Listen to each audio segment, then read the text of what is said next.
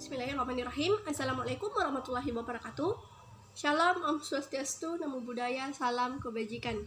Perkenalkan, nama saya Cica Elvira dengan NIM F02203008, Prodi Ilmu Hubungan Internasional, Angkatan 2020, kelas A. Pertama-tama saya akan menjelaskan beberapa materi yang telah saya review sebelumnya, yaitu pengertian korupsi. Korupsi atau rasuah adalah tindakan pejabat publik, baik politisi maupun pegawai negeri, serta pihak lain yang terlibat. Secara umum, faktor penyebab korupsi dapat terjadi karena faktor politik, hukum, maupun ekonomi. Yang pertama yaitu faktor politik. Politik merupakan salah satu penyebab terjadinya korupsi. Hal ini dapat dilihat ketika instabilitas politik, kepentingan politisi para pemegang kekuasaan, bahkan ketika masih meraih dan mempertahankan kekuasaan. Tidak baiknya substansi hukum mudah ditemukan dalam aturan-aturan yang diskriminatif dan tidak adil. Rumusan yang tidak jelas, tegas, sehingga multitafsir, kontradiksi, dan overlapping dengan peraturan lain. Sanksi yang tidak ekuivalen dengan perbuatan yang dilarang sehingga tidak tepat sasaran, serta dirasa terlalu ringan atau terlalu berat. Ketiga, faktor ekonomi. Faktor ekonomi juga merupakan salah satu penyebab dari korupsi. Hal ini dapat dijelaskan dari pendapatan atau gaji yang tidak mencukupi kebutuhan. Korupsi pada perekonomian. Pertama, lesunya pertumbuhan ekonomi dan investasi. Kedua, rendahnya produktivitas. Ketiga, rendahnya kualitas barang dan jasa bagi publik. Keempat, menurunnya pendapatan negara dari sektor pajak. Dan kelima, meningkatnya hutang negara.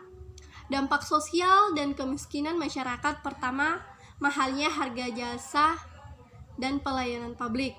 Kedua, pengentasan kemiskinan berjalan lambat. Dan ketiga, terbatasnya akses bagi masyarakat miskin. Nilai-nilai anti korupsi. Nilai-nilai anti korupsi yang akan dibahas meliputi kejujuran, kepedulian, kemandirian, kedisiplinan, pertanggungjawaban, kerja keras, kesederhanaan, keberanian, dan keadilan. Nilai-nilai inilah yang akan mendukung prinsip-prinsip anti korupsi untuk dapat dijalankan dengan baik.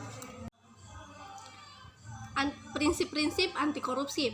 Setelah memahami nilai-nilai anti korupsi yang penting untuk mencegah faktor internal terjadinya korupsi, berikut akan dibahas prinsip-prinsip anti korupsi yang meliputi akuntabilitas, transparan, kewajaran, kebijakan, dan kontrol kebijakan untuk mencegah faktor eksternal penyebab korupsi.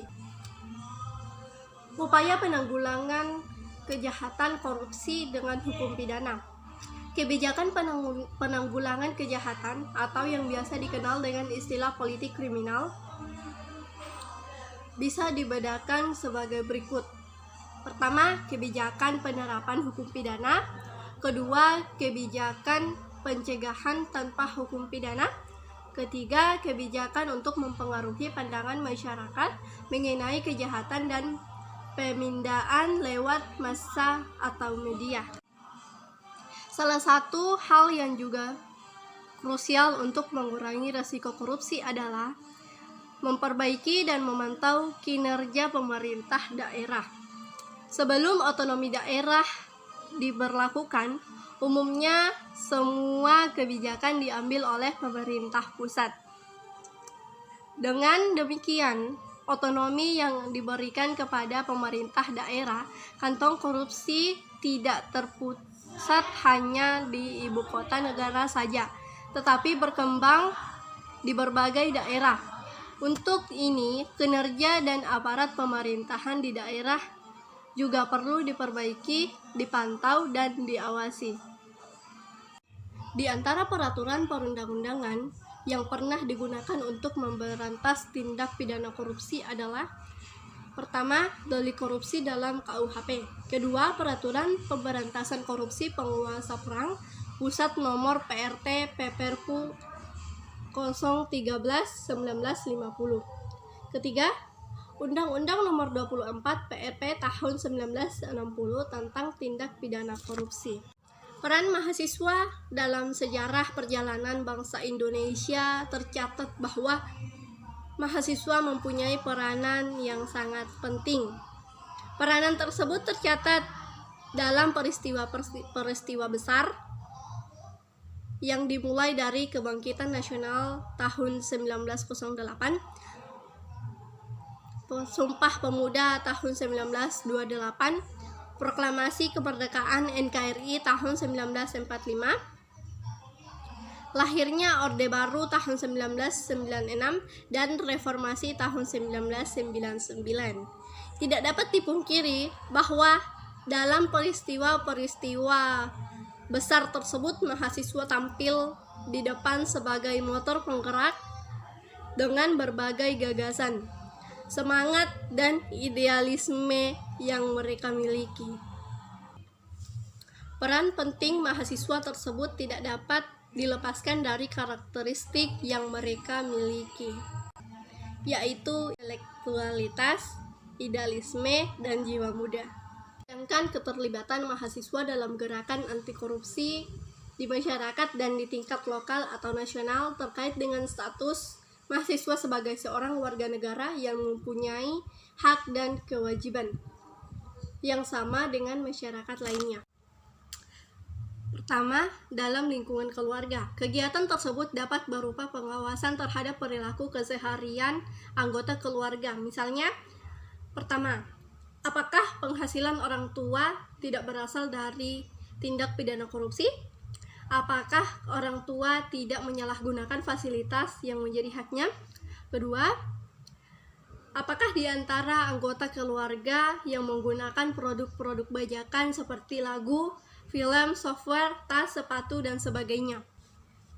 Kedua, di lingkungan kampus. Keterlibatan mahasiswa dengan gerakan anti korupsi di lingkungan kampus dapat dibagi dalam dua wilayah, yaitu untuk individu mahasiswanya sendiri dan untuk komunitas mahasiswa. Untuk konteks individu, seorang mahasiswa diharapkan mencegah agar dirinya sendiri tidak berperilaku koruptif dan korupsi. Sedangkan untuk konteks mahasiswa dapat mencegah agar rekan-rekannya sesama mahasiswa dan organisasi kemahasiswaan di kampus tidak berperilaku koruptif dan korupsi di masyarakat sekitar.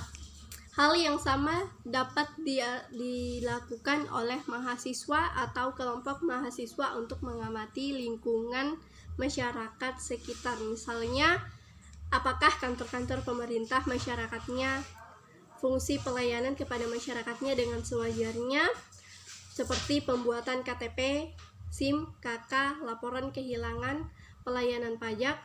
Adakah biaya yang diperlukan untuk pembuatan surat-surat atau dokumen? Keempat, di tingkat lokal atau nasional. Dalam konteks nasional, keterlibatan seorang mahasiswa dalam pergerakan anti korupsi yang masif dan sistematis di masyarakat.